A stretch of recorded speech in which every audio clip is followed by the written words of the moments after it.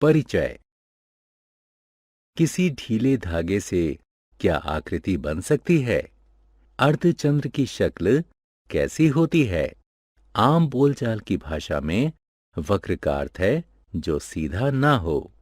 गणित में वक्र सीधा भी हो सकता है। वक्र अपने को काट सकता है और नहीं भी काट सकता। अगर वक्र अपने को नहीं काटता तो इसे साधारण वक्र कहते हैं।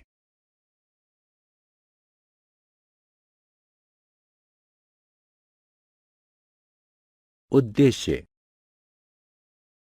इस पाठ के अंत में आप निम्न करने में सक्षम हो जाएंगे। वक्र को परिभाषित करना, बहुभुज और उसकी भुजाओं, शीर्ष और कर्ण रेखा का वर्णन करना, वृत्त की परिभाषा और वृत्त के हिस्सों का वर्णन करना।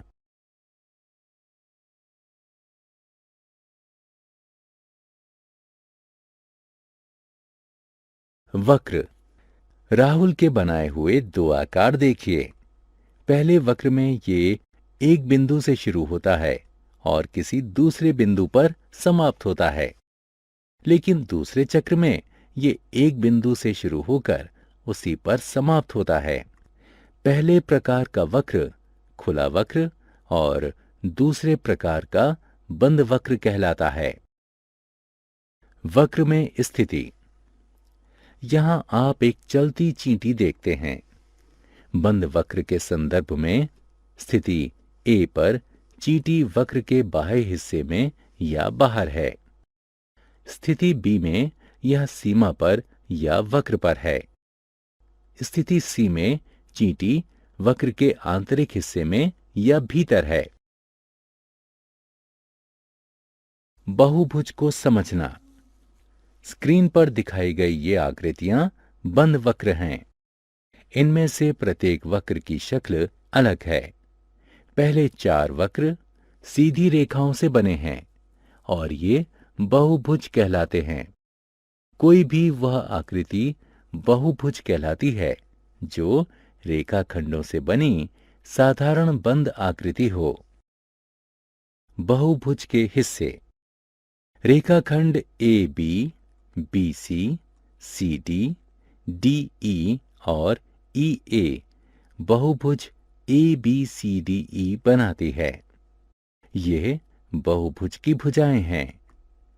कोई भी दो भुजाएं जिनके अंतिम छोर साझा हों वे आसन्न भुजाएं कहलाती हैं, जैसे ए बी और बी सी और सी डी और डी ई और ई ए आसन्न भुजाएं हैं। दो भुजाओं के मिलने वाले बिंदु उसके शीर्ष कहलाते हैं। यहां ए, बी, सी, डी और ई दिए गए बहुभुज के शीर्ष हैं। बहुभुज की उसी भुजा के अंतिम बिंदु आसन्न शीर्ष कहलाते हैं, जैसे ए और बी और सी और डी और ई और ए आसन्न शीर्ष हैं। गैर आसन्न शीर्ष को जोड़ने वाले रेखाखंड बहुभुज की कर्ण या त्रियक रेखाएं कहलाते हैं, जैसे ए सी, ए डी, बी ई, सी ई दिए गए बहुभुज की कर्ण रेखाएं हैं।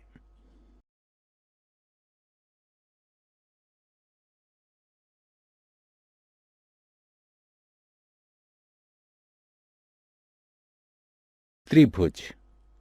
कोण कोई बंद आकृति नहीं होती। कम से कम भुजाओं वाली कोई भी बंद आकृति त्रिभुज होती है। त्रिभुज में 3 भुजाएं, 3 शीर्ष और 3 कोण होते हैं। दी गई आकृति में ए बी सी एक त्रिभुज है, या ए बी सी और सी ए 3 भुजाएं हैं। ए, बी और सी 3 शीर्ष हैं। 3 कोण हैं, सी ए बी सी और बी सी ए।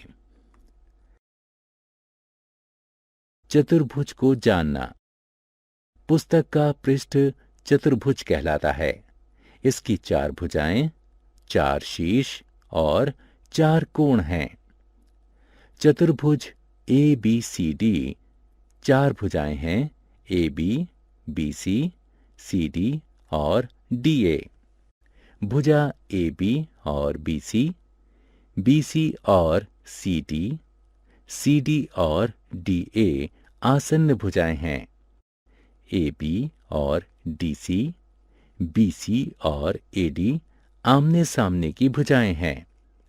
चतुर्भुज ABCD के 4 शीर्ष हैं, A, B, C और D। इनमें A और C, B और D आमने सामने के शीर्ष हैं। चतुर्भुज के 4 कोण हैं, DAC कोण, ABC कोण, BCD कोण और CDA कोण।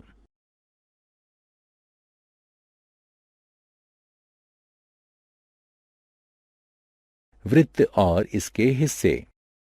आइए एक और आकृति का अध्ययन करें। ये एक वृत्त है। ये एक साधारण बंद वक्र है जो बहुभुज नहीं है। वृत्त का हर बिंदु केंद्र से समान दूरी पर है। वृत्त के केंद्र को वृत्त के किसी भी हिस्से से जोड़ने वाला रेखाखंड वृत्त का अर्धव्यास कहलाता है और वृत्त के केंद्र से गुजरने वाला रेखाखंड जो वृत्त के किन्हीं 2 बिंदुओं को जोड़े वह वृत्त का व्यास कहलाता है। किसी भी वृत्त के अनगिनत अर्धव्यास यानी त्रिज्याएं हो सकती हैं। इसी तरह किसी भी वृत्त के अनगिनत व्यास हो सकते हैं। वृत्त पर 2 बिंदुओं को जोड़ने वाली रेखा वृत्त की जीवा कहलाती है। किसी भी बंद आकृति की तरह वृत्त का आंतरिक और बाहरी क्षेत्र होता है।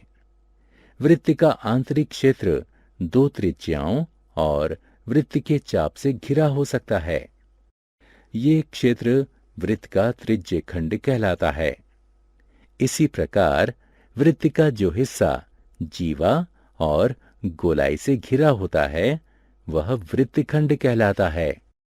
वृत्त की सीमा उसकी परिधि कहलाती है। वृत्त के घेरे के चारों ओर का माप उसकी परिधि होती है। सारांश। आइए हमने जो कुछ सीखा है उसे संक्षेप में दोहराएं। साधारण वक्र वह है जो अपने को नहीं काटता। वक्र के सिरे अगर जुड़े हों तो वो बंद वक्र माना जाता है अथवा उसे खुला माना जाता है। बहुभुज एक साधारण बंद वक्र है जो रेखाखंडों से बनता है। त्रिभुज और चतुर्भुज बहुभुज हैं जो क्रमशः 3 और 4 भुजाओं से बनते हैं। वृत्त एक निश्चित बिंदु से समान दूरी पर घूमने वाले बिंदु का पथ है।